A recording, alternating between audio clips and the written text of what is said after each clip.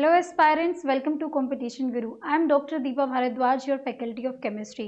तो जैसा कि हमने अपने लास्ट वीडियो में बात की थी पीजीटी केमिस्ट्री के इम्पॉर्टेंट टॉपिक्स के बारे में एंड डेमो क्लास 1 में हमने डिस्कस किया है अपने एक इम्पॉर्टेंट चैप्टर ऑर्गेनोमेटेलिक केमिस्ट्री को, जिसमें हमने डिस्कस किया है मेटल कार्बीन्स के बारे में। ऑर्गेनोमेटेलिक केमिस्ट्री का एक वो बहुत ही इम्पॉर्टेंट चैप्टर है। आई होप आपने उस वीडियो को देखा होगा एंड हम अभी उस वीडियो को कंटिन्यू करने वाले हैं, उस चैप्टर को पूरा करेंगे। उसी के ही साथ में डेमो क्लास 2 में हम लेकर आए हैं आज मेन ग्रुप एलिमेंट्स को। आप जानते हैं अच्छे से इनऑर्गेनिक केमिस्ट्री के one of the most important chapters में से मेन ग्रुप एलिमेंट्स एक इम्पॉर्टेंट चैप्टर आता है जिसका वेटेज हर एग्जाम में काफ़ी अच्छा है। अगर आप पीजीटी केमिस्ट्री के प्रीवियस ईयर के क्वेश्चन पेपर्स को देखते हैं तो वहाँ से आपको पता चलेगा कि केमिकल बॉन्डिंग से आते हुए मेन ग्रुप एलिमेंट से जो क्वेश्चन हमारे बनते हैं, मिक्स भी बनते हैं एंड प्योर मेन ग्रुप से भी बनते हैं, वो क्वेश्चंस काफ़ी ज़्यादा होते हैं और मोस्ट मतलब फ्रिक्वेंटली बार बार वो पूछे जा रहे हैं काफ़ी एग्जाम्स के अंदर। तो अगर आप अपना मास्टर्स कंप्लीट कर चुके हैं, बीएड कंप्लीट कर चुके हैं, तो अभी करंट में बहुत अच्छी अच्छी वैकेंसीज हमें देखने को मिल रही है पीजीटी केमिस्ट्री के लिए।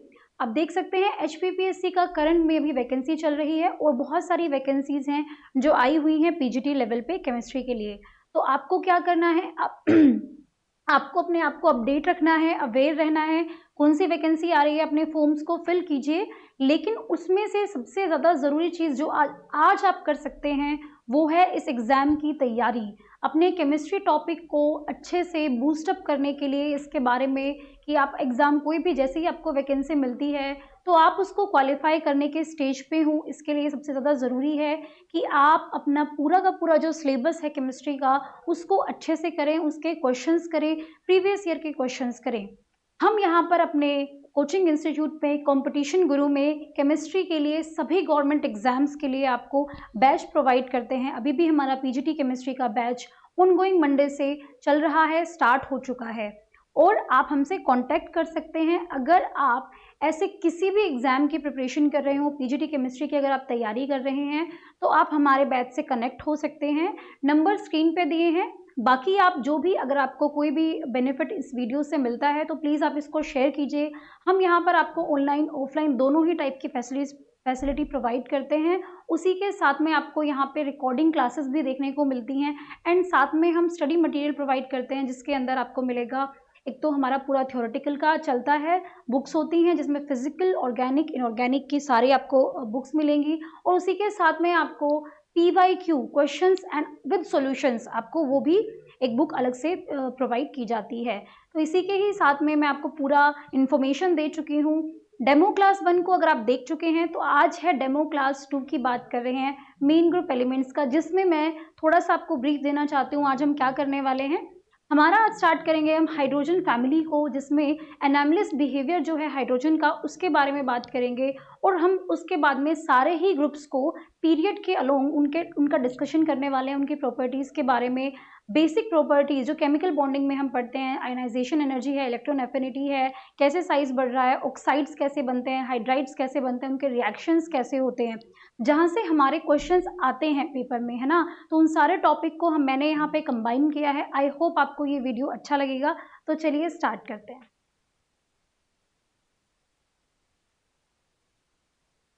आज का हमारा टॉपिक रहेगा पीरियोडिक पैटर्न्स। तो स्टूडेंट्स, मैं आपको सिर्फ एक ही चीज़ इसमें बोलने वाली हूँ कि अगर आप ये वीडियो देख रहे हैं प्लीज़ पीरियोडिक टेबल को आप थोड़ा सा रिवाइज करिए साथ में, ताकि जिस भी ग्रुप की हम बात करें उसकी इलेक्ट्रॉनिक कॉन्फ़िगरेशन आपको पता हो, एटॉमिक नंबर आपको पता हो, क्योंकि ये दोनों चीज़ें ऐसी हैं कि अगर आपको वो चीज़ें पता हैं कि किसी भी एलिमेंट का इलेक्ट्रॉनिक कॉन्फ़िगरेशन क्या है तो आप उसके पूरे के पूरे प्रॉपर्टी को कनेक्ट कर सकते हैं। जैसे कि हम पीरियोडिक टेबल में जाते हैं left to right, metals to non metals, और बीच में हमारे कौन से आते हैं, ट्रांजिशन एलिमेंट्स आते हैं, डी ब्लॉक एलिमेंट्स आते हैं, है ना। तो वहाँ पे हमें ये जानना ज़रूरी है कि हमारा इलेक्ट्रॉनिक कॉन्फ़िगरेशन कैसे इंक्रीज होता है, उसमें क्या क्या पैटर्न्स होते हैं, वेरिएशंस होते हैं। तो आप प्लीज़ पीरियोडिक टेबल को थोड़ा सा अपने माइंड में रख के चलें, याद करिए, जैसे भी आप उसको अच्छे से मेमोराइज कर सकते हैं। इससे आपको काफ़ी हेल्प मिलेगी, ना सिर्फ इस टॉपिक में बल्कि पूरी इनऑर्गेनिक केमिस्ट्री के अंदर। ओके,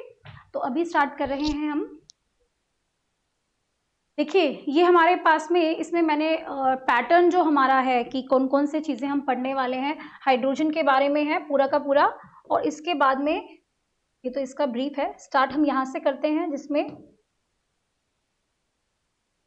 हाँ जी, हाइड्रोजन की बात करते हैं। हमें पता है सबसे इजी एंड सबसे सिंपल एलिमेंट है ये हमारी पीरियोडिक टेबल का, लेकिन हाइड्रोजन की प्रॉपर्टीज जो हैं वो इतनी जगह ऐसे ऐसे एलिमेंट से मैच करती है, ऐसे ऐसे ग्रुप से, डिफरेंट डिफरेंट ग्रुप से मैच करती है कि हाइड्रोजन के बिहेवियर को टोटली ऑब्जर्व करके कि इसको कहाँ पे हमें प्लेस करना चाहिए, ये काफ़ी डिफिकल्ट हुआ था जब मॉडर्न पीरियोडिक टेबल की बात हो रही थी। क्योंकि आप अभी देखेंगे कि हाइड्रोजन का जैसा नेचर है, स्मॉलर साइज है, एक इलेक्ट्रॉन उसके अंदर होता है, एक इलेक्ट्रॉन की एबिलिटी और होती है 1s1, है ना, तो उसमें एक प्रोटॉन है और एक ही हमारे पास में इलेक्ट्रॉन होता है हाइड्रोजन के अंदर।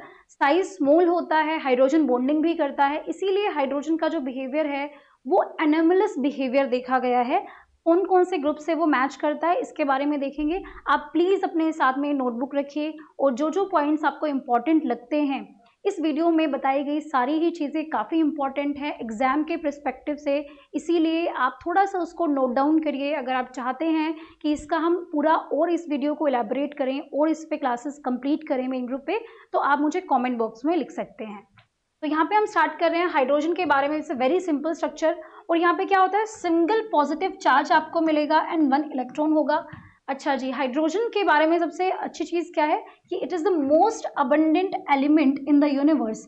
आप अच्छे से जानते हैं सब कुछ हाइड्रोजन से मिलके, हाइड्रोकार्बन से मिलके बना हुआ है। आप जितने भी देखते हैं ऑर्गेनिक की पूरी जितना भी ऑर्गेनिक सिंथेसिस आता है उसके अंदर हमारे लिए सबसे इम्पॉर्टेंट कौन है, कार्बन एंड हाइड्रोजन। हाइड्रोजन हर जगह पे कनेक्टेड होता है, जितना भी सनलाइट की भी अगर बात करेंगे वो भी एक हाइड्रोजन की ही रिएक्शन होती है ना, इसीलिए इम्पोर्टेंस भी है। और ये कैसा होता है, मोस्ट अबेंडेंट। यहाँ पे ये डायो एटमिक गैस H2 के जैसे एग्जिस्ट करता है। H2 का अगर आप नेचर देखेंगे उसका तो कैसा आता है, कलरलेस आएगा, ऑर्डरलेस। ऑर्डरलेस का मतलब क्या है कि कोई भी स्मेल नहीं होने वाली है, and low melting and boiling points. Okay, इसके बाद में हम बात करने वाले हैं हाइड्रोजन की कि ये मोस्ट एबेंडेंट है in combination with oxygen as H2O। Very very important guys, आपको अच्छे से पता है कि H2O की इंपॉर्टेंस क्या है ना। तो H2O के साथ में सबसे बड़ा एक एबेंडेंट जो कंपाउंड है, कॉम्बिनेशन है, वो हमारा ऑक्सीजन के साथ में हाइड्रोजन का देखने को मिलता है। हाँ जी, तो अब बिलोंग कहाँ करता है, ये भी एक इम्पॉर्टेंट क्वेश्चन है। अगर आप देखेंगे 1A, देखिए ये पहले टेबल में जब टेबल्स बन रहे थे पीरियोडिक टेबल, तो उनको कैसे समराइज किया गया था, दिखाया गया था 1A 2A 3A 4A 5A। बाद में अगर आपको पता होगा फर्स्ट सेकेंड ग्रुप 13 14 15 16 17 एंड 18। अभी हम मॉडर्न पीरियोडिक टेबल में इसको देख के चलते हैं, जहाँ पे मुझे पता है कि फर्स्ट हमारा क्या होता है, एल्कली मेटल्स होते हैं। सेकंड हमारे पास में एल्कलीन अर्थ मेटल्स,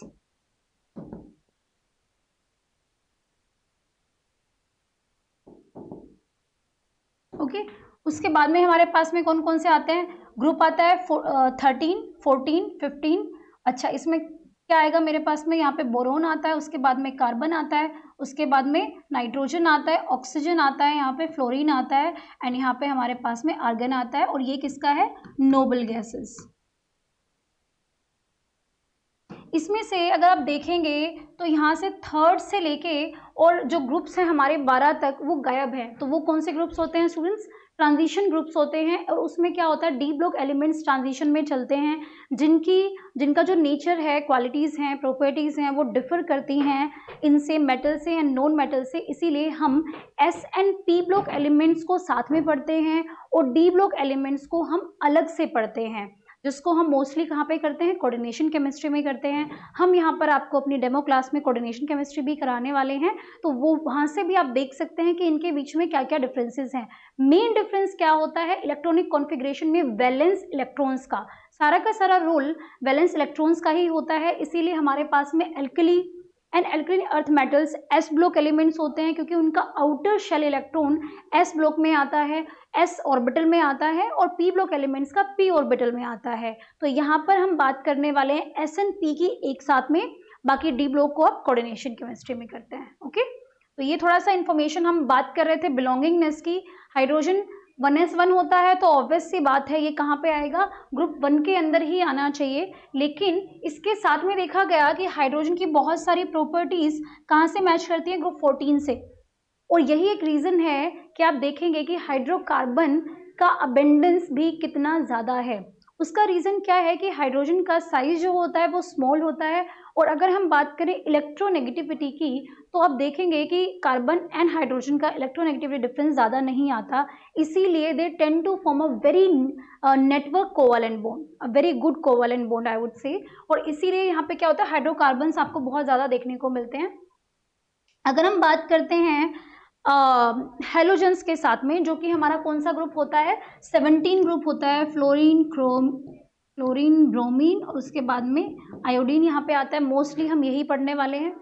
और इसके अंदर क्या है स्टूडेंट्स की कैसे ये मैच करता है इनके साथ में, साइज स्मॉल होता है, एक इलेक्ट्रॉन 1s1 होता है। सिमिलरली फ्लोरीन के अंदर भी अगर आप देखेंगे इस पूरी फैमिली के अंदर तो p ऑर्बिटल के अंदर 5 इलेक्ट्रॉन्स होते हैं और सिर्फ एक ही इलेक्ट्रॉन की रिक्वायरमेंट होती है। सिमिलर केस हाइड्रोजन का है, एक ही इलेक्ट्रॉन की रिक्वायरमेंट होती है, इसीलिए भी मैच करता है। और दूसरा यहाँ पे क्या होता है कि हाइड्रोजन बॉन्डिंग भी करता है फ्लोरीन के साथ में, HF काफ़ी एक उसमें कोवैलेंट बॉन्ड में माना जाता है। तो यहाँ से हम बात कर रहे हैं बिलोंगिंगनेस की, तो कहाँ कहाँ से मिल रहा है ये, फर्स्ट ग्रुप, उसके बाद में हमारे पास में 14th group and 17th group. Reasons अलग अलग हैं जो हम आपको ये साइज के, ये तो अपना ग्रुप में रहेगा ही क्योंकि ये 1s1 है, ठीक है। इसके बाद ये इलेक्ट्रोनेगेटिविटी का हो गया, और भी काफ़ी इसमें पॉइंट्स आते हैं, बट मेन हमारा पास में क्या होने वाला है, ये वाला। एंड 17th के अंदर इसका क्या होता है कि स्मॉल साइज होता है, जैसे कि पी ब्लॉक एलिमेंट्स के हेलोजेंस का होता है। और दूसरा क्या है कि इलेक्ट्रॉन एफिनिटी जो है वो भी इन सबकी हेलोजेंस की मैच करती है, किससे, हाइड्रोजन से। तो यहाँ पे इस रीजन से भी ये प्रॉपर्टी सेम दिखा रहा था। आप इसको लिख सकते हैं किसमें, एनामलस बिहेवियर ऑफ हाइड्रोजन के बारे में हम ये कर रहे हैं। अच्छा जी, इसकी प्रॉपर्टीज के बारे में बात करते हैं कि कैसे हाइड्रोजन मैच करता है एल्कली मेटल्स के साथ में। ओके, तो यही हम देखने वाले हैं इसमें, जिसमें हम बात करना चाहते हैं एल्कली मेटल्स के साथ में क्या रिजेम्बलेंस मिलता है हमारा हाइड्रोजन का। तो like group 1a elements, hydrogen has an outer electronic configuration of NS1। हाँ जी, सिंगल वैलेंस इलेक्ट्रॉन होगा। एंड कॉमन ऑक्सीडेशन स्टेट भी कैसा होता है, +1 ही होता है। अगर आप देखेंगे Na+, K+, एंड सिमिलरली और भी जितने हमारे पास में एल्कली मेटल्स होते हैं, लिथियम प्लस हो गया, तो इन्हीं की तरह हाइड्रोजन भी हाइड्रोजन प्लस में एग्जिस्ट करता है। उसके बाद में आते हैं अनलाइक द, अच्छा जी, यहाँ पे हमारे रिजेम्बलेंस की बात हो रही है, इसके बाद में हम बात करते हैं कि कैसे कैसे डिफर करता है एल्कली मेटल्स के साथ में। तो यहाँ पे क्या है, shares electrons with non metals rather than transferring an electron to them. Very important point देखिए, हम अगर आपको पता है NaCl which is very famous, Na+Cl-, तो ये हमारा एक आयोनिक कंपाउंड होता है जिसके अंदर जो सोडियम है वो अपना एक इलेक्ट्रॉन Cl को देता है और ये आयंस के जैसे बन जाते हैं। लेकिन ये केस हाइड्रोजन का नहीं है। हाइड्रोजन क्या करता है, हाइड्रोजन एक इलेक्ट्रॉन को ना तो कंप्लीट ट्रांसफर करता है, बस सिर्फ शेयरिंग करता है। और अगर आप देखेंगे HCl which is again a very famous compound, तो यहाँ पे क्या होता है, ये एक डाइपोल इंटरेक्शन दिखाता है, क्योंकि यहाँ पे क्या हो रहा है, इलेक्ट्रॉन की शेयरिंग हो रही है, ना कि ट्रांसफ़र हो रहा है। तो यहाँ से हमें पता चलता है कि हमारे एल्कली मेटल्स अलग बिहेव करते हैं और हाइड्रोजन एक अलग ही बिहेवियर शो कर रहा है, जबकि वो दिखने में कैसे, सेम टाइप का है, 1s1 है ना। तो सिमिलरली हमारे पास सोडियम में भी ऐसे ही मिलता है, पोटेशियम में भी, लिथियम में भी, सबके पास में जो S1 है, जो S ऑर्बिटल है, आउटर S ऑर्बिटल है, उसके अंदर एक इलेक्ट्रॉन होता है। तो इस टाइप से क्या हुआ, यहाँ पे कोवैलेंट बॉन्ड जो कि कैसा हो जाता है, बाद में डाइपोल इंटरेक्शन शो करता है। लेकिन हमारे जो दूसरे नॉन मेटल्स होते हैं वो क्या बनाते हैं, आयोनिक बॉन्ड बनाते हैं। दूसरी बात होगी आयनाइजेशन एनर्जी के बारे में, जिसमें क्या है, has a much higher energy than any alkali metals due to very small size. हाँ जी, ये तो आपको पता ही होगा आयनाइजेशन एनर्जी क्या होती है। तो मैंने अपने पहले भी वीडियोस में इसके बारे में काफ़ी डिस्कशन किया है आयनाइजेशन एनर्जी के बारे में। आप केमिकल बॉन्डिंग को अगर कर लेते हैं अच्छे से तो वहाँ से आपको आयनाइजेशन एनर्जी का आइडिया लग जाएगा। हमारे लिए बहुत ही बेसिक चैप्टर्स में आता है और ये बहुत ही बेसिक सी बात है, बट इसका रोल बहुत ही इम्पॉर्टेंट है पूरी केमिस्ट्री के अंदर।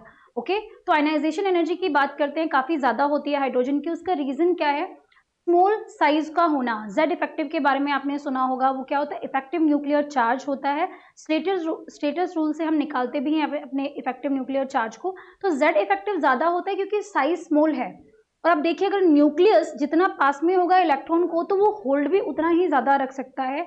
और उसी रीज़न से जितना ज़्यादा अट्रैक्शन होगा न्यूक्लियस के बीच में, इलेक्ट्रॉन के बीच में, तो इलेक्ट्रॉन को लूज़ करने की जो कैपेबिलिटी है वो क्या हो जाएगी? ज़्यादा हो जाएगी। तो उसी से आयनाइजेशन एनर्जी बढ़ जाती है हाइड्रोजन की as compare to the other alkali metals. Alkali metals की आयनाइजेशन एनर्जी बहुत ही कम होती है। इसके बाद में हम चलते हैं ग्रुप 4A, जिसमें हम बात कर रहे थे ग्रुप 14 के बारे में कि वहाँ से क्या मैच कर रहा है, क्या डिफर कर रहा है, अगर उसके बारे में बात करते हैं तो देखिए यहाँ पे भी हमारे पास में क्या है? Hydrogen has a half field valence level. अगर आप बात करेंगे हाइड्रोजन की तो हमें क्या देखने को मिलता है? 1s1 मिलता है। हाँ जी, अब कार्बन की बात करते हैं जो ग्रुप 14 से है, तो ये हमारे पास में होता है 1s2, 2s2 एंड 2p2। अगर एक्साइटेड स्टेट में आप देखेंगे इसको तो आपको देखने का मिलेगा कि ये मेरे पास में 1s हो गया, this is 2s2 and this is 2p2। But ये ग्राउंड स्टेट है और हमेशा हम किस में देखेंगे इसको? एक्साइटेड स्टेट में अगर आप देखेंगे, क्योंकि जब भी कोई दूसरा, देखिए कार्बन के साथ में जब हाइड्रोजन इसको अप्रोच करेगा बॉन्ड बनाने के लिए, तो यहाँ पे क्या होता है? जो ऑर्बिटल्स होते हैं वो ग्राउंड स्टेट से एक्साइटेड स्टेट में जाते हैं। तो उसमें क्या होगा भाई? जो हमारे पास में 2s के इलेक्ट्रॉन्स हैं they will get excited and it will form a configuration like this. तो यहाँ पे क्या हो गया? देखिए, जैसा यहाँ पे हाफ फील्ड कॉन्फ़िगरेशन है एस का, सेम ही केस हमने देखा था हाइड्रोजन का। इसीलिए यहाँ पे क्या होता है? दोनों के पास में हाफ फील्ड होता है। और कौन कौन सी चीज़ें सिमिलर होती हैं? इलेक्ट्रोनेगेटिविटी के बारे में मैंने आपको बताया था। आयनाइजेशन एनर्जी भी ऑलमोस्ट सिमिलर होती है, electron affinity, negativity and bond energies. इसीलिए हाइड्रोजन के बिहेवियर को एनोमलस बोला गया। हमने अभी देखा कि एल्कली मेटल्स के साथ में हमारे हाइड्रोजन की कौन कौन सी प्रॉपर्टीज मैच करती हैं। और यहाँ पे हमने बात की है कि हाइड्रोजन के साथ में अगर आप देखेंगे तो ग्रुप 14 जो है उसकी भी काफ़ी प्रॉपर्टीज सिमिलर है। इसीलिए हाइड्रोकार्बन्स आप देखेंगे बहुत एबंडेंस में हमारे पास में बनते हैं।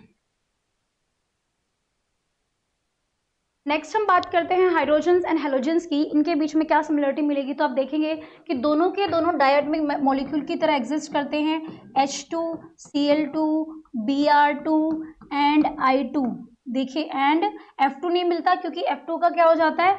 F2 के अंदर साइज बहुत ही स्मॉल होता है, इसीलिए इलेक्ट्रॉन्स का रिपल्शन इतना ज़्यादा हो जाता है कि ये बॉन्ड जो है ये उतना ज़्यादा स्टेबल नहीं होता, इसीलिए वो एज अ डायटोमिक एग्जिस्ट नहीं करता है। उसके अलावा सारे के सारे हेलोजेंस आपको डायटोमिक गैस की फॉर्म में मिलते हैं। Bromine is a liquid, Br2 is a liquid, okay, and not a gas. Otherwise यहाँ पे क्या देखने को मिलेगा? यहाँ पे डायटोमिक मॉलिक्यूल की तरह ये हाइड्रोजन भी देखने को मिलेगा। दूसरी चीज जो मैंने आपको अभी डिस्कस करी है, needs only 1 electron to fill its valence shell. तो यहाँ पे हाइड्रोजन के पास में एक इलेक्ट्रॉन की जरूरत होती है। सिमिलर केस ही हमारा किसका मिलता है? अगर मैं फ्लोरीन की बात करूँ तो 2p5 होता है, एक ही इलेक्ट्रॉन की जरूरत फ्लोरीन को भी होती है, इसीलिए इनकी ये वाली प्रॉपर्टी मैच करती है। ये बात हमने की है सिमिलरिटीज की। अब हम बात करते हैं कि डिफरेंस क्या है। तो unlike the halogens, hydrogen has a much lower electronegativity. हाँ जी, बहुत कम इलेक्ट्रोनेगेटिविटी होती है देन एनी हेलोजन। फ्लोरीन की इलेक्ट्रोनेगेटिविटी सबसे ज़्यादा होती है, फिर क्लोरीन की, फिर ब्रोमीन की एंड देन आयोडीन की। अगर हम बात करते हैं HF, HCl, HBr and HI, तो सबसे ज़्यादा जो बॉन्डिंग का, अगर आप स्ट्रॉन्ग बॉन्डिंग देखेंगे तो वो HF के अंदर होता है। रीज़न क्या है? कि दोनों के साइज कंपेरेबल होते हैं। और दूसरी बात क्या है कि फ्लोरीन इतना ज़्यादा इलेक्ट्रोनेगेटिव होता है कि इसके रीज़न से हाइड्रोजन जो है उसके साथ में, फ्लोरीन के साथ में हाइड्रोजन बॉन्डिंग बनाता है, इसीलिए ये एक कोवलेंट बॉन्ड की तरह एक बॉन्डिंग, स्ट्रॉन्ग बॉन्डिंग करते हैं। उसके अलावा HCl में आपको डाइपोल डाइपोल इंट्रैक्शन देखने को मिलता है, HBr में भी वैसा ही है। और यहाँ पे क्या होता है कि साइज बढ़ता जाता है। हाइड्रोजन का साइज काफ़ी छोटा होता है, क्लोरीन, ब्रोमीन, आयोडीन का साइज बढ़ता जाएगा, इसीलिए धीरे धीरे धीरे धीरे कोवलेंट से ही आयनिक बॉन्डिंग की तरफ आते हैं। एंड HI सबसे कम कोवलेंट बॉन्डिंग दिखाता है और उसमें क्या है H plus and I negative की फॉर्म में एग्जिस्ट करेगा। उसका रीजन क्या है कि हमारे पास में I negative is a very good leaving group, है ना। तो ये सारी चीजें आपको इसमें इन एडिशनली साथ में याद रखनी है। अच्छा जी, ये बात भी हम कर चुके हैं। यहाँ पे क्या होता है, H lacks the 3 valence electron pairs that the halogens have।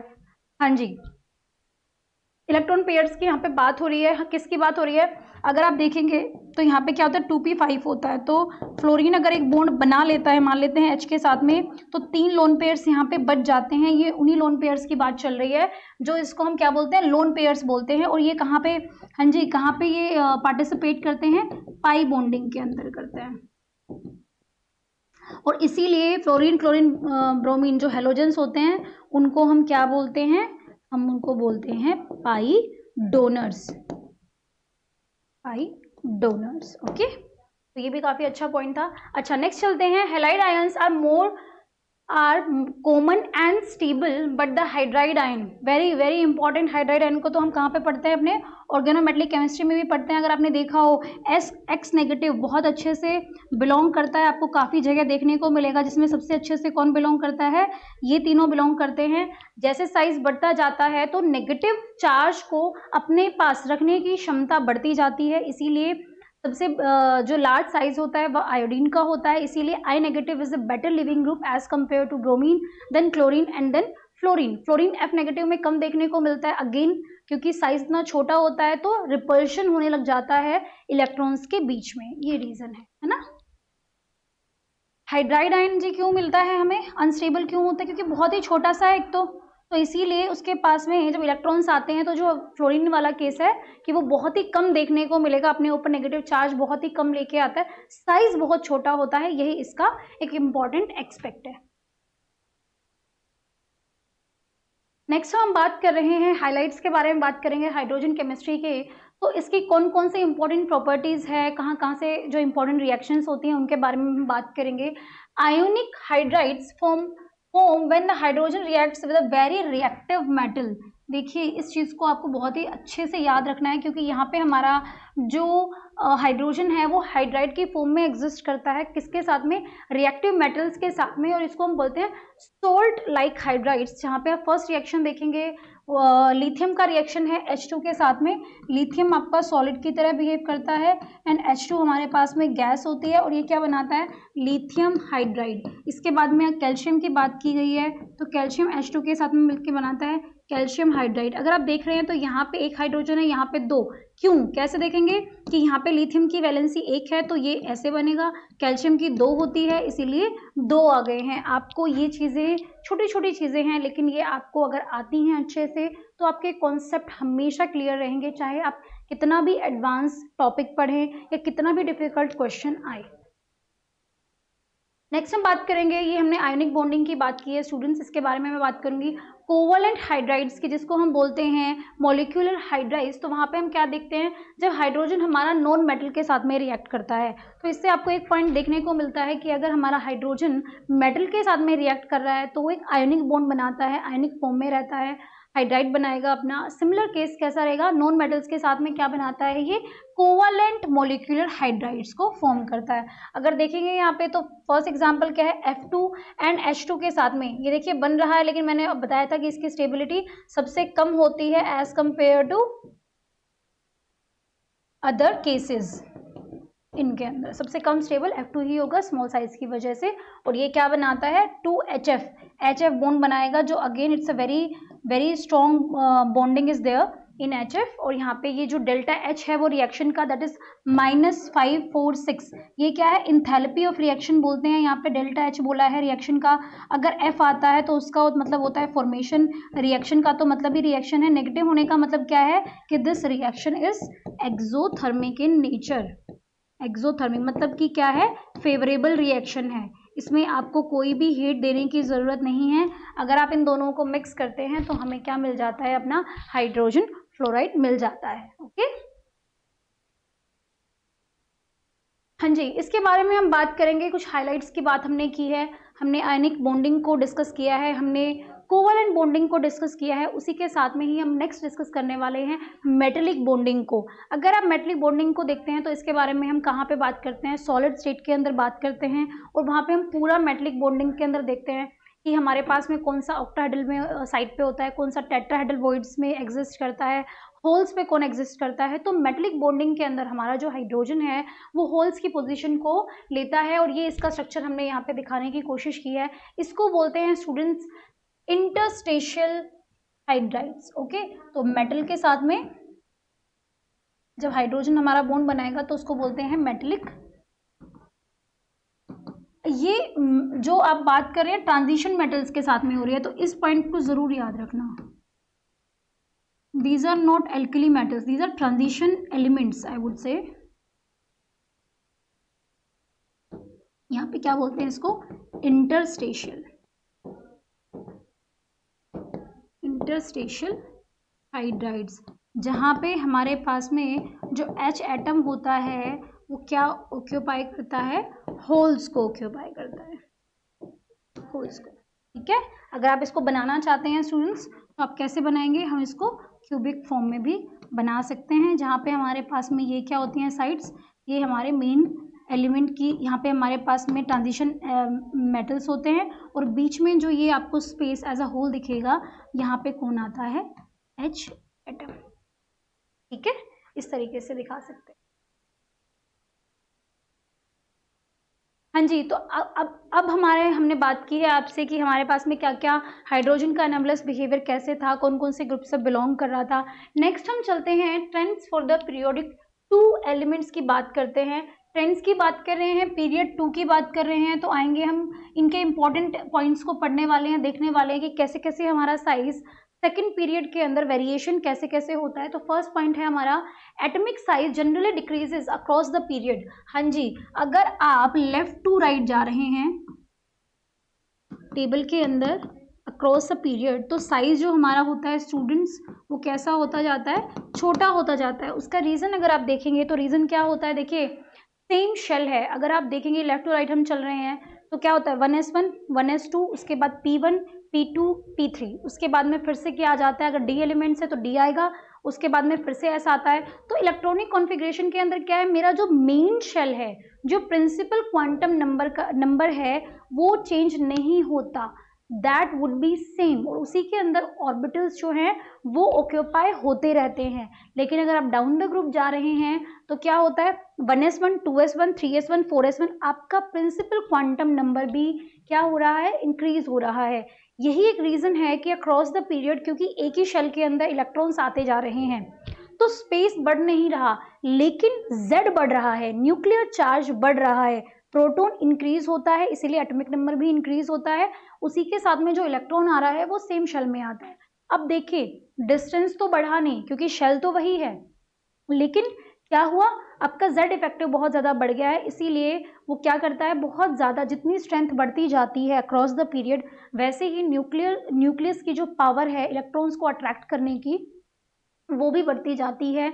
और एक यही रीज़न है कि जब आप मेटल टू नॉन मेटल आते हैं तो साइज़ जो होता है एटॉमिक साइज़ वो ग्रेजुअली डिक्रीज होता है ना। बट अगर आप देखेंगे केसेस को पढ़ेंगे तो डी ब्लॉक एलिमेंट्स के अंदर केस जो एटॉमिक साइज़ का वेरिएशन है वो कम देखने को मिलता है, डिफरेंट वहाँ पे वेराइटीज़ ऑफ साइज़ भी हो जाते हैं। उसका रीज़न क्या होता है, पुअर शील्डिंग इफेक्ट होता है। ओके,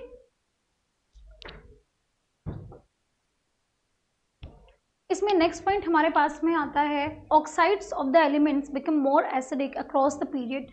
हाँ जी, तो ऑक्साइड्स के बारे में हम बात कर रहे हैं। आपको पता होगा कि जब ऑक्साइड का फॉर्मेशन होता है, ऑक्साइड्स क्या होते हैं, ऑक्सीजन के साथ में जो बॉन्ड्स बनाते हैं हमारे मेटल्स एंड नॉन मेटल्स, वहाँ पे हम उनको क्या बोलते हैं, ऑक्साइड की फॉर्मेशन बोलते हैं। जब लेफ्ट टू राइट हम जाते हैं यहाँ पे तो हमारे पास में फर्स्ट क्या आते हैं, मेटल ऑक्साइड्स आते हैं, और इधर जाते हुए हम बोलेंगे इनको नॉन मेटल ऑक्साइड्स। हाँ जी, तो यहाँ पे जो मेटल ऑक्साइड्स होते हैं they are highly basic in nature. Highly basic होने का मतलब क्या है कि जैसे ही हम रिएक्शन कराते हैं वाटर के साथ में तो हमारा OH नेगेटिव आयन क्या होता है, रिलीज होता है। बेसिक होने का मतलब ही क्या होता है, release of OH negative ions. ये हमारी बेसिसिटी का एक उसमें बोलते हैं हम इसको, OH नेगेटिव आयन जो रिलीज करेगा यहाँ पे। तो हमारे मेटल ऑक्साइड्स क्या होते हैं, बेसिक होते हैं नेचर में, और जैसे ही हम नॉन मेटल्स की साइड पे आते हैं तो यहाँ से बेसिक से शुरू होता है, बीच में जो आते हैं वो एम्फोटेरिक होते हैं, एम्फोटेरिक, एंड यहाँ पे हमारे पास में इधर की साइड में क्या हो जाता है, फिर नॉन मेटल्स होते हैं एसिडिक इन नेचर। हाँ जी। इसके बाद में हम बात करते हैं metal character decreases across the, metallic character के बारे में हम बात करेंगे, the decreases across the period. ये तो बात बहुत ही सिंपल सी है, मेटल टू नॉन मेटल हम आ रहे हैं तो हमारा जो मेटलिक कैरेक्टर है वो क्या होता जाता है, डिक्रीज होता जाता है। The type of bonding exhibited changes with the metallic character. जैसे कि मेटल्स के साथ में जो बॉन्डिंग होती है वो आयनिक बॉन्डिंग होती है, नॉन मेटल्स के साथ में जब बॉन्डिंग होती है तो वो कैसे हो जाती है स्टूडेंट्स, कोवलेंट बॉन्डिंग बनती जाती है। इसीलिए कहा जाता है कि जैसे जैसे आपका एक कोई भी एलिमेंट है उसका कैरेक्टर चेंज होता है तो सिमिलरली उसके जो बोन्स हैं उनका नेचर भी चेंज होते जाता है। नेक्स्ट पॉइंट हमारे पास में है रिड्यूसिंग स्ट्रेंथ के बारे में।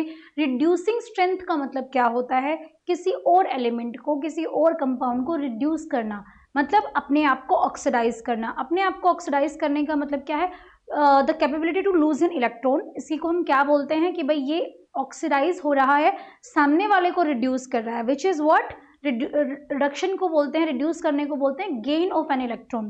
तो यहाँ पे हम क्या बात कर रहे हैं कि रिड्यूसिंग स्ट्रेंथ जो है अक्रॉस द पीरियड डिक्रीज हो रही है। बिल्कुल सही है। मेटल को आप अच्छे से जानते हैं कि मेटल क्या करते हैं, बहुत जल्दी आयनाइजेशन एनर्जी बहुत ही लो होती है, इसीलिए अपने आप को ऑक्सीडाइज करा के एक इलेक्ट्रॉन को लूज कर सकते हैं। अल्कली मेटल्स की अगर मैं बात करूं तो हमारे पास में नॉन मेटल्स क्या होते हैं, इलेक्ट्रॉन को गेन करने की क्षमता ज़्यादा रखते हैं, इसीलिए across the period reducing strength कम होती जाती है एंड ऑक्सीडाइजिंग स्ट्रेंथ बढ़ती जाती है। ओके, तो यही हमारा लास्ट पॉइंट है। ओके, आप इसको प्लीज अगर आप लिखना चाहते हैं तो आप लिख भी सकते हैं।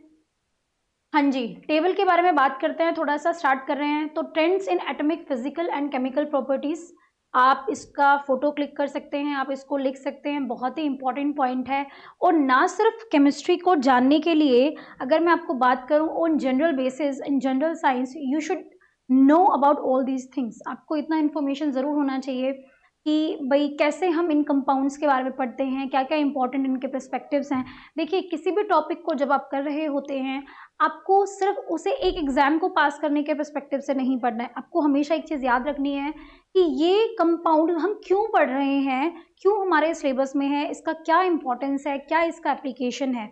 मैंने ऑर्गेनोमेटेलिक केमिस्ट्री को जब स्टार्ट किया था तब भी आप लोगों से यही बात डिस्कस की थी कि हम ऑर्गेनोमेटेलिक केमिस्ट्री को इतना वेटेज इसीलिए नहीं दे के पढ़ रहे हैं कि भाई वो एक सिर्फ वो चैप्टर बड़ा है ना, उसको चैप्टर बड़ा भी इसलिए रखा गया है, सिलेबस में इसलिए मेंशन किया गया क्योंकि उसकी एप्लीकेशंस काफ़ी ज़्यादा होती है। ऑनगोइंग रिसर्च के अंदर कैटालिसिस एक बहुत ही हॉट टॉपिक है। सिमिलर केस हमारा आता है मेन ग्रुप एलिमेंट्स का, इनके एप्लीकेशंस इतने ज़्यादा हैं। अगर आप बात करें सेमीकंडक्टर्स की, जो हमारे मोबाइल्स के अंदर चिप्स लगते हैं, या फिर बैटरीज़ की बात करते हैं, लिथियम बैटरीज़ की बात करते हैं, बहुत सारी चीज़ें ऐसी हैं जो मेन ग्रुप एलिमेंट से ही बनती हैं। नॉकिंग एजेंट हो गया, फेरोसिन से बनता है, ट्रांजिशन एलिमेंट्स के अंदर आता है। सिमिलर केस है बहुत सारे जो आप अभी आप पढ़ोगे, बोरिक एसिड हो गया, अमोनिया का प्रोसेसिंग होता है, कहाँ पे बनता है, कैसे बनता है, ये सब चीज़ें आपको इसीलिए पता होनी चाहिए क्योंकि इनका एक इम्पॉर्टेंस है। And being a chemist you must have that interest कि हाँ ये चीज़ कैसे बनी है, ये चीज़ आई है तो इसके अंदर किस किस चीज़ का फॉर्मेशन होता है, सीमेंट के अंदर क्या होता है, टूथपेस्ट के अंदर क्या होता है, ये सारी नॉर्मल सी बातें हैं। बट मुझे ऐसा लगता है कि केमिस्ट्री को अगर आप जानते हैं, अगर आप उसमें इतना टाइम अपना इन्वेस्ट कर रहे हैं, तो जैसे ही आप अपना इंटरेस्ट डेवलप करते हैं, आपको याद करने की जो क्षमता है, कैपेबिलिटी है, वो बढ़ती जाती है। मेन ग्रुप एलिमेंट के बारे में क्वेरी आती है स्टूडेंट्स की कि जैसे कि ना सिर्फ ये पीजीटी केमिस्ट्री के लिए, टीजीटी में भी जब केमिस्ट्री आता है उसमें भी बहुत सारा टॉपिक आता है। जो भी स्टेट लेवल के आपके एग्जाम्स देखने को, लेक्चरशिप के जो एग्जाम्स हैं, नेट है, गेट है ना, उसके साथ में अगर कोई भी सेंट्रल गवर्नमेंट का एग्जाम है जिसके अंदर केमिस्ट्री आती है, तो मेन ग्रुप को लेके बच्चों को एक बहुत ही मिथ बना हुआ है कि रटने जैसा है, हमें क्रैमिंग करनी पड़ती है। बट मैं आपको बता रही हूँ कि अगर आपका इंटरेस्ट डेवलप आप कर लेते हैं, आप उनके इम्पोर्टेंस को जितना जानेंगे, और ये लाइफ की बहुत बड़ी फिलॉसफी है, जब आप चीज़ों का इम्पोर्टेंस जान लेते हैं तब आप अपने मन से उनमें उन चीज़ों के अंदर इन्वेस्ट कर सकते हैं, अपना गोल सेट कर सकते हैं, है ना, कि आपकी मेमोरी में वो चीज़ अच्छे से याद रहे आपको। तो प्लीज़ अपना इंटरेस्ट जानिए, देखिए कि कैसे कैसे चीज़ें बन रही हैं, ताकि मेन ग्रुप एलिमेंट हो या कोई भी चैप्टर हो, आपको कभी कोई प्रॉब्लम नहीं होगी। उसी के साथ में ही जब इतनी बात बताई है मेन ग्रुप एलिमेंट्स के बारे में, तो एक एडिशनल बात और बताना चाहती हूँ स्टूडेंट्स की, मेन ग्रुप एलिमेंट्स में जितने भी क्वेश्चंस आते हैं, अगर आप ऑनेस्टली इन सबको एक बारी पढ़ लेते हैं, अगर आपके बेसिक्स बहुत अच्छे से क्लियर है, जैसे कि अभी मैंने ऑक्साइड्स की बात की है कि basic to acidic character change हो रहा है ना, तो आपको उसका रीज़न अगर अच्छे से पता है तो आप कहीं भी उन चीज़ों को रिलेट कर सकते हैं, और इसमें के अंदर नेगेटिव मतलब क्वेश्चन गलत हो, आंसर आपका गलत हो, ऐसे चांसेस बहुत कम होते हैं, है ना। तो क्या करना है आपको ध्यान से पढ़ना है, और जो भी इंपॉर्टेंट पॉइंट आपको दिखता है आप उसको प्लीज़ नोट डाउन कर सकते हैं। यहाँ पे देखिए, इसको हम बात कर रहे हैं लिथियम की, बेरिलियम की, बोरोन की एंड कार्बन की।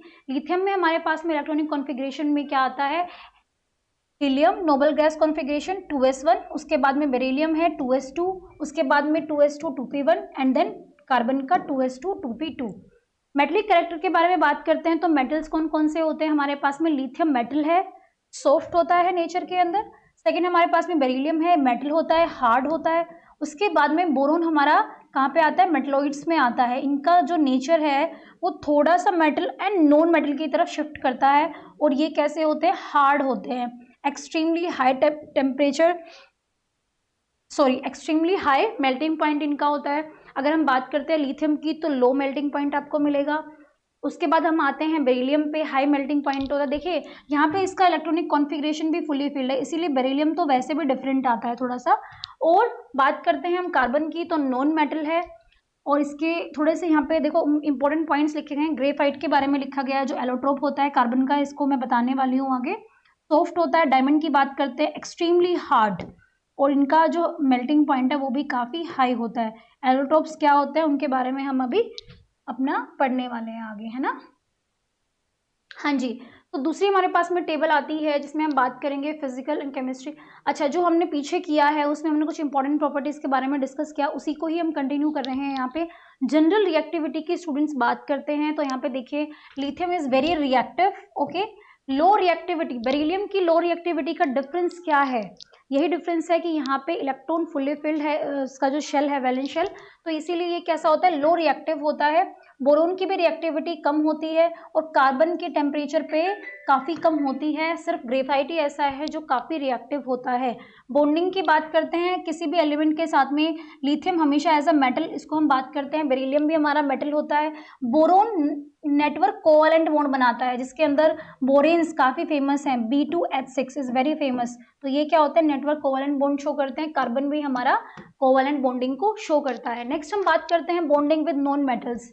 इससे पहले मैंने एज एन एलिमेंट बताया है, अब हम बात कर रहे हैं कि जब वो नॉन मेटल के साथ में, तो लिथियम क्या बनाता है भाई, आयोनिक बॉन्ड बनाता है। Beryllium covalent, polar covalent, and then इसको तो हम बहुत अच्छे से जानते हैं, कार्बन को सिग्मा बॉन्ड, कोवैलेंट बॉन्ड होता है, and also pi bond, okay. Next बात करते हैं बॉन्डिंग विद मेटल्स की, तो लिथियम हमेशा मेटल ही रहेगा, बेरिलियम भी मेटल रहेगा। बोरोन क्या करता है, पोलर कोवैलेंट बॉन्डिंग शो करता है, और कार्बन भी polar covalent bonding. Acid base behaviour of basic oxides, common oxides की बात करते हैं तो लिथियम तो मेटल आता है, मैंने बताया ही है कि क्या होते हैं, स्ट्रांगली एसिडिक होते हैं। बेरिलियम एम्फोटेरिक, एम्फोटेरिक वो एलिमेंट्स होते हैं, वो ऑक्साइड्स होते हैं जो एज एन एसिड भी बिहेव करते हैं, एज अ बेसिक भी बिहेव करते हैं। तो मेरा बेरिलियम के ऑक्साइड्स इसी सीरीज में आते हैं। इसके बाद में हम बोरोन पे आते हैं, यहाँ से क्या होता जाएगा, बेसिक कैरेक्टर कम होता जाएगा, एसिडिक कैरेक्टर शुरू हो जाता है। तो ये क्या होता है, वीकली एसिडिक होता है। कार्बन भी वीकली एसिडिक होता है। कार्बन से नाइट्रोजन पे जाएंगे, ऑक्सीजन पे एंड फ्लोरीन पे, ये क्या होते हैं, हाईली एसिडिक होते हैं, ये वाले सीरीज वाले। इसके बाद करते हैं रिड्यूसिंग बिहेवियर की बात करते हैं, ऑक्सीडेशन नंबर की, तो लिथियम हमेशा +1 स्टेट में रहता है। और एक मॉडरेट बेरिलियम क्या होता है, स्ट्रॉन्ग रिड्यूसिंग एजेंट, क्योंकि बेरिलियम +2 बिहेवियर शो करता है तो काफ़ी स्ट्रॉन्ग रिड्यूसिंग एजेंट हो जाता है। उसके बाद में हम बात करते हैं किसके बारे में, बोरोन के बारे में। बोरोन 2 ऑक्सीडेशन स्टेट देता है, +3 एंड -3। क्या रीज़न है भाई, आप किसी भी चीज़ का रीज़न, किसी भी एलिमेंट का इससे बता सकते हैं उसकी इलेक्ट्रॉनिक कॉन्फ़िगरेशन से। तो यहाँ पे आप देखिए ये कुछ इस टाइप से बना हुआ है। अगर यहाँ से इसको एक्साइटेड स्टेट में हम देखते हैं तो कैसे बन जाता है ये। हाँ जी, तो ये 3 इलेक्ट्रॉन्स हैं जो कैसे है, वैलेंस शेल इलेक्ट्रॉन्स हैं, और इसीलिए बोरोन 3 इलेक्ट्रॉन्स को गेन भी कर सकता है और 3 इलेक्ट्रॉन्स को लूज भी कर सकता है, इसीलिए इसकी ऑक्सीडेशन नंबर +3 एंड -3। अच्छा, इसके बाद में हमारे पास में कार्बन का सेम केस होता है, क्या शो करेगा, +4 एंड -4। कुछ इंपॉर्टेंट प्रॉपर्टीज के बारे में बात करते हैं। लिथियम का कहाँ कहाँ पे एप्लीकेशन होता है, तो देखिए सोप के अंदर, ऑटो ग्रीसिंग के लिए लिथियम का यूज़ किया जाता है। उसके अलावा थर्मोन्यूक्लियर बॉम्ब्स में यूज़ करते हैं। अच्छा जी, बैटरीज के अंदर लिथियम काफ़ी फेमस है, लिथियम की बैटरीज आपने सुना भी होगा। एक हमारे पास में आता है Li2CO3 जिसको बाइपोलर डिसऑर्डर के लिए, उसके मेडिकेशन के लिए भी इसको यूज़ किया जाता है। नेक्स्ट हमारे पास में कंपाउंड आता है बेरिलियम, इसको यूज़ किया जाता है रॉकेट नोज कोन्स को बनाने के लिए। इसके अलावा यूज़ करते हैं न्यूक्लियर रिएक्टर पार्ट्स में एंड एक्सरे ट्यूब्स में। देखिए ये इनके एप्लीकेशंस हैं बच्चों, आपको ये भी पता होना चाहिए क्योंकि जब क्वेश्चंस आते हैं तो कहीं से भी आ सकते हैं, उनके एप्लीकेशंस पे तो सबसे ज़्यादा आते हैं, है ना। जो बात अभी मैंने इससे पहले की थी कि क्यों आपका इंटरेस्ट डेवलप होना चाहिए, बिकॉज इनके एप्लीकेशंस काफ़ी ज़्यादा है ना। इसके बारे में बात करते हैं जो काफ़ी इंपॉर्टेंट है, बोरोन। क्लीनिंग एजेंट की तरह यूज़ करते हैं किसको, बोरेक्स को, काफ़ी इंपॉर्टेंट है ये। एंटीसेप्टिक में बोरिक एसिड को यूज़ किया जाता है, बोरोसिलिकेट्स ग्लास में यूज़ किया जाता है एंड प्लांट न्यूट्रिशन के लिए भी यूज़ किया जाता है। हाँ जी, कार्बन का तो सभी जानते हैं, डायमंड एक्सेसरीज में, ज्वेलरी में यूज़ होता है। उसके अलावा ग्रेफाइट लुब्रिकेंट में, स्ट्रक्चरल फाइबर, डायमंड का तो कटिंग टूल्स में भी यूज़ करते हैं एंड लाइमस्टोन के अंदर CaCO3 very important. Okay, organic compound के अंदर कार्बन की अपनी ही एक जगह है, कहाँ कहाँ पे होती है अगर आप देखेंगे तो ड्रग्स में, फ्यूल्स में, टेक्सटाइल्स एंड बायो मॉलिक्यूल्स में। ये देखिए, तो यहाँ पे हम बात कर रहे हैं, देखिए अभी हमने लिथियम की बात की, बेरिलियम की बात की, बोरोन की बात की, है ना, कार्बन की बात की। इसके बाद में हम नेक्स्ट आते हैं, हमारे पास में कौन कौन से एलिमेंट्स हैं, नाइट्रोजन है, ऑक्सीजन है, फ्लोरीन है एंड नियोन है। अगर आप नाइट्रोजन को देखेंगे तो इसकी electronic configuration 2s2 2p3 outer most, उसके बाद 2s2 2p4 ऑक्सीजन, फ्लोरीन का 2s2 2p5 and helium 2s2 2p6। Noble gases की तो लास्ट में बात करेंगे, बहुत ही रिएक्टिव नहीं होते। क्या रीज़न होता है, क्योंकि इनका इलेक्ट्रॉनिक कॉन्फ़िगरेशन बहुत ही स्टेबल होता है, 18 इलेक्ट्रॉन रूल को फॉलो करते हैं, ऑक्टेट रूल को फॉलो करते हैं यहाँ पे। तो अगर आप देखेंगे यहाँ पे बिहेवियर हमारे पास में नाइट्रोजन कैसा होता है, non metal as a gas होता है ये, low melting and boiling point. उसके बारे में बाद में हम बात करते हैं। ऑक्सीजन की एज अ नॉन मेटल होता है, very low melting point and boiling point. Next बात करते हैं हमारे पास में फ्लोरीन की बात करते हैं, नॉन मेटल होता है, लो melting and boiling point. Last हमारे पास में हीलियम आता है जो कि एक नॉन मेटल होता है। हाँ जी, अगेन हम बात करेंगे नाइट्रोजन के बारे में, जो कि इनएक्टिव होता है टेम्परेचर, रूम टेम्परेचर के ऊपर। Oxygen is very very reactive, तो नाइट्रोजन के अंदर क्यों हुआ, देखिए 2p3 है, हाफ फिल्ड बना लेता है, और हाफ फिल्ड हो गया, हाफ फिल्ड हुआ, फुली फिल्ड हुआ, ये सब सारे के सारे क्या होते हैं, एक्सट्रीमली स्टेबल होते हैं, क्योंकि ये इलेक्ट्रॉनिक कॉन्फ़िगरेशन काफ़ी स्टेबल होती है। और उसके बाद में हमारा फ्लोरीन बहुत ज़्यादा रिएक्टिव होता है, नियोन केमिकली इनर्ट होता है। रीज़न क्या है, इलेक्ट्रॉनिक कॉन्फ़िगरेशन फुलफिल्ड होती है।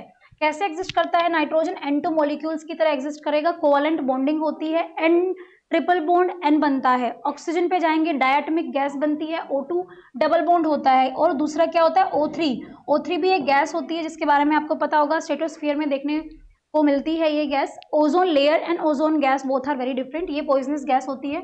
उसके बाद में हम बात करते हैं F2 मॉलिक्यूल की, ये भी कोवैलेंट होता है, और यहाँ पे क्या होते हैं, इनके बीच में कौन सी फोर्सेस एग्जिस्ट करती हैं, ये तो कोवैलेंट हो गए ना, यहाँ पे होते हैं London forces which are very weak forces, क्योंकि हमारे पास में ये कैसे एग्जिस्ट करेगा, सेपरेट एटम्स के जैसे,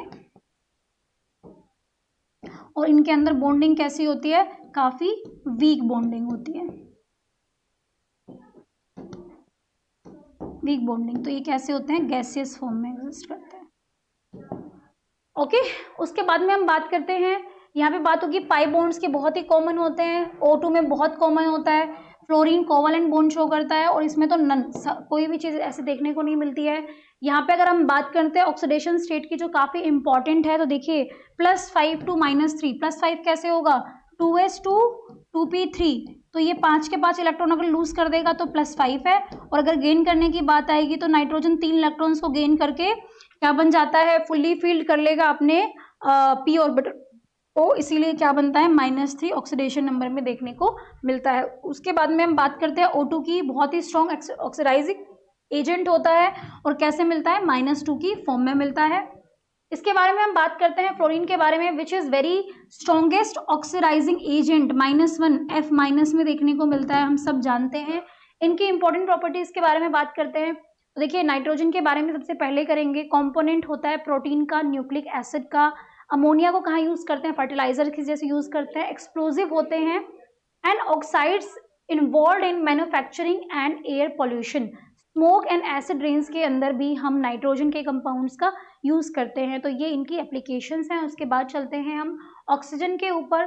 किसके लिए होता है, कंपोनेंट होता है हमारे बायोलॉजिकल मैक्रोमोलिक्यूल्स का। Final oxidiser in residential, industrial and biological energy production के अंदर इसका यूज होता है।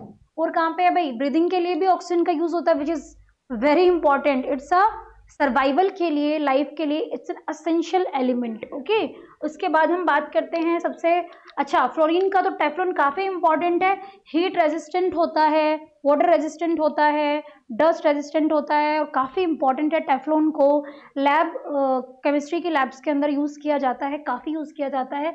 अच्छा, इसके बाद में आते हैं कहाँ पे, refrigerators involve in the ozone depletion. CFC के बारे में आपने सुना होगा, क्लोरोफ्लोरोकार्बन्स, क्लोरोफ्लोरोकार्बन्स, इसकी तो अपनी अलग ही स्टोरी है, ओजोन लेयर को डिप्लीट करने की, है ना। तो आपको पता होगा कि पहले रेफ्रिजरेटर्स के अंदर CFC को बहुत AC हो गया, ये सारे जितने भी इलेक्ट्रॉनिक्स हम यूज़ करते हैं घर के अंदर, उसके अंदर CFC का बहुत ही एक्टिव रोल पहले हुआ करता था। इस गैस बहुत ही ईजी थी, है ना, तो सब कुछ काफ़ी यूज़, इसका प्रोडक्शन काफ़ी हो रहा था। लेकिन बाद में पता चला कि ओजोन लेयर का एंटार्क्टिका पे डिप्लीशन जो है वो बहुत ही फास्ट हो रहा है और जो होल बना हुआ है वो काफ़ी बड़ा है, जिसकी वजह से जो UV प्रोटेक्शन हमें ओजोन लेयर से मिलता है वो नहीं मिलता है। जब वो नहीं मिल पाएगा, ऑब्वियस सी बात है, उससे काफ़ी प्रॉब्लम हो सकती है। बहुत टॉक्सिक जो UV रेज आती हैं वो हमारे लिए हानिकारक होते हैं। यही एक रीज़न था कि जैसे ही ये इन्फॉर्मेशन, जैसे ही ये पता चला इस बारे में कि भाई CFC की वजह से क्या बनता है, CFC के अंदर ये क्लोरीन रेडिकल फॉर्म करता है, जो रिएक्शन होती है और वो क्या करती है, प्रोपोगेशन। मतलब कि एक रेडिकल बनेगा, वो दोबारा से डिप्लीट करेगा ओजोन लेयर को, O3 के साथ में मिलके बनाते हैं, ये O2 में कन्वर्ट कर देते हैं, Cl रेडिकल भी देखने को मिलता है। और फिर ये रेडिकल फिर अगली रिएक्शन को प्रोपोगेट करता है, फिर एक बनता है, फिर अगली को प्रोपोगेट करता है। और ये एक रीज़न है कि ये रिएक्शन टर्मिनेशन पे आती ही नहीं है, and due to this propagation इसका जो इफेक्ट है वो काफ़ी फास्ट देखने को मिलता है। यही एक रीज़न था कि CFC को हमेशा के लिए एक प्रोजेक्ट आया, मैहतन प्रोजेक्ट उसको बोलते हैं, उसमें ये डील किया गया सारे वर्ल्ड में कि हम इस एलिमेंट को, इस गैस को यूज़ नहीं करेंगे। और उसके बाद से देखने को मिला है कि ओजोन लेयर जो है उसका डिप्लीशन काफ़ी कम हो गया है और उसकी रिकवरी भी काफ़ी अच्छे से हो रही है। इसके बारे में अगर आपको और इन्फॉर्मेशन चाहिए, आप जाके इसको कहीं पे भी गूगल पे सर्च कर सकते हैं, आपको पूरा देखने को मिलेगा। अगेन मैं आपको मतलब ये चीज़ के लिए सजेस्ट करूँगी कि ऐसी चीज़ों के बारे में अपनी नॉलेज को हमेशा बढ़ा के रखें, इंटरेस्ट रखें, ताकि आपको कोई भी एग्ज़ाम हो तो आपको कभी भी ऐसा ना सोचना पड़े कि आप बहुत ही इररिलेवेंट चीज़ों को पढ़ रहे हैं या तो आपको पता ही नहीं है ना। इसीलिए अपनी नॉलेज को हमेशा ग्रो करना है, जैसे भी आप कर सकें। ओके, हाँ जी, इसके बाद में हम बात करते हैं लास्ट में नियोन का, electrified gas in advertising science.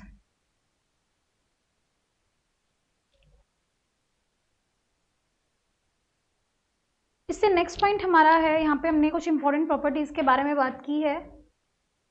हाँ जी, हम यहाँ पे काफ़ी चीज़ें डिस्कस कर चुके हैं। अपना हाइड्रोजन से हमने स्टार्ट किया, उसके बाद में नोबल गैसेस की प्रॉपर्टीज़, इलेक्ट्रॉनिक कॉन्फ़िगरेशन, कैसे उनके ऑक्साइड्स का ऑक्सीडेशन नंबर क्या होता है, ऑक्साइड्स कैसे वेरिएशन दिखाते हैं। नेक्स्ट हम चलते हैं, इसके कुछ इंपॉर्टेंट पॉइंट्स हमारे हैं। अगर आप देखेंगे यहाँ पे इस ग्राफ के अंदर, which is a very good presentation, इसके लिए समझने के लिए ग्राफिकल रिप्रेजेंटेशन काफ़ी इजी होते हैं और इनको समझने में भी आसानी होती है। लिथियम का अगर आप देखेंगे आयनाइजेशन एनर्जी का, हम यहाँ पे एटॉमिक रेडियस का पढ़ रहे हैं पिकोमीटर के अंदर, तो साइज़ का डिफरेंस देखिए। जैसे ही आप लेफ्ट टू राइट आते हैं नोबल गैसेस की साइड पे, तो हमें देखने को मिलता है कि एटॉमिक साइज डिक्रीज होता जाता है, लेकिन जो जो ज़्यादा डिक्रीज हो रहा है वो lithium to beryllium and then to boron.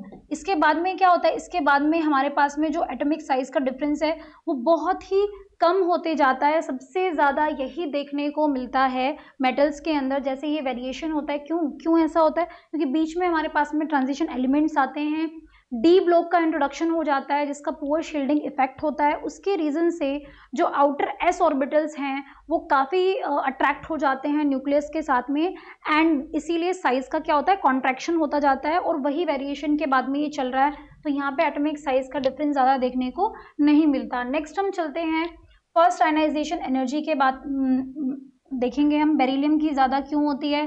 क्योंकि फुल्ली फिल्ड है, 2s2 आता है। नाइट्रोजन की क्यों है? क्योंकि हाफ फिल्ड होता है, और ये तो सबको पता है फुल्ली फिल्ड इलेक्ट्रॉनिक कॉन्फ़िगरेशन होती है, इसीलिए नोबल गैसेस का ज़्यादा आयनाइजेशन एनर्जी होती है। नेक्स्ट बात करते हैं इलेक्ट्रोनेगेटिविटी की। तो जैसे ही आप लेफ्ट टू राइट जा रहे हैं बढ़ जाती है फ्लोरीन की इधर की साइड में इलेक्ट्रोनेगेटिविटी। इलेक्ट्रोनेगेटिविटी क्या होती है? It's a power, not a quantitative property, it's just a qualitative property. Polling scale में कुछ फॉर्मूला निकाला गया था इलेक्ट्रोनेगेटिविटी के लिए, अदरवाइज ये क्वालिटेटिव होती है, और ये किसी भी एलिमेंट के दूसरे एलिमेंट के इलेक्ट्रॉन्स को अट्रैक्ट करने की, बॉन्डेड इलेक्ट्रॉन्स को बोल सकते हैं, क्या होती है, पावर होती है। तो इट्स जस्ट पावर। और ये किसका सबसे ज़्यादा होता है इलेक्ट्रोनेगेटिविटी? फ्लोरीन का सबसे ज़्यादा होता है 4.0। अगर हम देखेंगे तो कार्बन का 2.5 होता है, नाइट्रोजन का 3 होता है, एंड ऑक्सीजन का 3.5, बोरोन का 2 होता है, बेरिलियम का 1.5 होती है, एंड लिथियम की 1 होती है, सबसे कम। ओके, हाँ जी। एनामलिस बिहेवियर की बात करेंगे। हमने हाइड्रोजन के बारे में बात की है, और अब हम बात कर रहे हैं कि कौन कौन से हमारे हर ग्रुप के अंदर देखिए थोड़ा सा बिहेवियर के अंदर डिफरेंस देखने को मिलता है। क्यों? साइज छोटा है, बड़े होते होते होते बहुत बड़ा हो जाता है। तो जो सबसे छोटा साइज और सबसे बड़ा साइज जो है मैक्सिमम टाइम उन्हीं के अंदर डिफरेंसेस देखने को मिलते हैं। तो हम बात करेंगे कि हमारे पास में सबसे पहले बिहेवियर के बारे में मैं बात करूंगी लिथियम का। ये एक अकेला एलिमेंट ऐसा है जो फॉर्म करता है सिंपल ऑक्साइड्स एंड नाइट्राइड्स। इसके अलावा इसके ग्रुप के जो भी एलिमेंट्स हैं वो कॉम्प्लेक्स ऑक्साइड्स बनाते हैं, नाइट्राइड्स बनाते हैं, लेकिन लिथियम बहुत ही सिंपल बनाता है। नेक्स्ट बात करते हैं बेरिलियम के बारे में। अगेन ये सबसे पहला ही एलिमेंट है किसका? अपने ग्रुप का। इसके अंदर क्या होता है? कोवलेंट बॉन्डिंग शो करता है, और ये किसकी वजह से होता है? High charge density in Be+2। देखिए चार्ज जो डेंसिटी है ना, एक तो प्लस चार्ज आ गया, चार्ज प्लस है कितना? +2, और ऊपर से साइज स्मॉल है। और हमें अच्छे से पता है कि जो लेटिस एनर्जी भी अगर की मैं बात करूं तो वो क्या होती है हमारी? Charge divided by size. जितना ज़्यादा चार्ज होगा और जितना कम साइज होगा उतनी ही लेटिस एनर्जी ज़्यादा होती है। जितनी लेटिस एनर्जी ज़्यादा हो गई उतना ही कोवलेंट बॉन्डिंग अच्छी होती है, इसीलिए बेरिलियम कैसा करता है? कोवलेंट बॉन्डिंग को शो करेगा। बोरोन की बात करते हैं। It forms a complex family of compounds with metals के साथ में देखने को मिलता है, और कोवलेंट बॉन्डिंग कहाँ पे मिलती है? हाइड्रोजन के साथ देखने को मिलती है, जिसको हम बोलते हैं बोरोन्स। क्या बोलते हैं? बोरेन्स बोलते हैं, BH3। और ये बॉन्डिंग करता है किसके? BH3 के साथ में, क्योंकि इलेक्ट्रॉन डेफिशिएंट होते हैं, और ये क्या बना लेते हैं? B2H6। तो ये एनामलस बिहेवियर है इन सारे कंपाउंड्स के बारे में। पीरियड 1 की हमने बात की है यहाँ पे, हाँ जी, सॉरी पीरियड 2 की बात हो रही है। तो यहाँ पे देखिए हमने काफ़ी कुछ देखा है अपने आयनाइजेशन एनर्जी, इलेक्ट्रोनेगेटिविटी, इलेक्ट्रोनेफिनिटी, सारे के जितने भी पीरियड्स के जो एलिमेंट्स हैं उनकी प्रॉपर्टीज़ को हमने डिस्कस किया, एनामलस बिहेवियर डिस्कस किया है। साथ में ही हाइड्रोजन का ही नहीं, बेरिलियम, बोरोन, लिथियम एंड जितने भी ये कंपाउंड्स हैं इनके बारे में हमने डिस्कस किया है कि ये कैसे कैसे डिफर करते हैं। नेक्स्ट जो क्लास इस पर हम रखेंगे उसमें हम इनके अलग अलग फैमिली मेम्बर्स जो ग्रुप्स के बारे में इसको डिस्कस करेंगे, हम कैसे कैसे डिफर करते हैं, क्या क्या प्रॉपर्टीज़ इनकी इंपॉर्टेंट है, और साथ में इनके क्वेश्चंस को भी अटेम्प्ट करेंगे। मैं दिखाऊंगी आपको कि जो हम यहाँ पे पढ़ रहे हैं सेम वैसे ही क्वेश्चंस कैसे बनते हैं, इसी टॉपिक के ऊपर कैसे आते हैं। कई बार आप थ्योरी तो सारा कर लेते हैं बट आप प्रैक्टिस नहीं करते क्वेश्चंस की, और उसी रीज़न से हम पूरा का पूरा चैप्टर करके तो जाते हैं बट मार्क्स नहीं आते। ये बहुत ही बड़ा इशू है। तो यहाँ पर ऐसा नहीं होगा। हम अपनी डेमो क्लास में आपको क्वेश्चंस भी सॉल्व कराएंगे। तो आप बने रहिए हमारे साथ इस पूरी सीरीज़ में। आई होप आपको ये वीडियो अच्छा लगा होगा। अगर आपको इस चैप्टर के रिगार्डिंग कोई भी क्वेरी है, कुछ भी आप और हमसे डिस्कस करना चाहते हैं कि ये चैप्टर मैम हमारा कराइए, तो आप मेरे को कमेंट बॉक्स में लिख सकते हैं। उसके अलावा देखिए हमने अभी बात की थी पीजीटी केमिस्ट्री के लिए, साथ में और भी बहुत के गवर्नमेंट एग्जाम्स है, लेक्चरशिप का है, गेट का है, आपको आईटी जैम हो गया which is again a very important exam. Okay, तो आप जितने भी ग्रेजुएशन के एंड पोस्ट ग्रेजुएशन के स्टूडेंट्स हैं जो अपने जॉब को सर्च कर रहे हैं या फिर अपना टाइम लगा रहे हैं किसी भी प्लेटफॉर्म से, तो मैं आपको बताना चाहती हूँ कि एक स्ट्रैटेजी के साथ में तैयारी करने का बेनिफिट बहुत जल्दी मिल जाता है। आपको सब कुछ यहाँ पे कॉम्बो के अंदर मिलेगा, क्लासेस मिलेंगी, स्टडी मटेरियल प्रोवाइड किया जा रहा है, रिकॉर्डिंग क्लासेस होती हैं, ऑनलाइन फैसिलिटी है।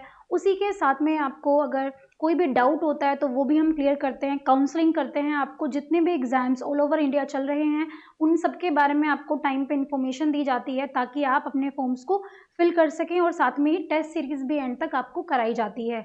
यहाँ पर हम आपको पूरा सिलेबस कंप्लीट कराते हैं। एंड ऑफ द एग्जाम जब भी होता है तो आपके तब तक हम टेस्ट सीरीज भी पूरी करा देते हैं, सिलेबस पूरा कराते हैं। इसीलिए अगर आप ऐसे प्रिपरेशंस करना चाह रहे हैं या आपके कोई भी नोन है, रिलेटिव हैं, फ्रेंड्स हैं, तो उनके साथ में शेयर कीजिए।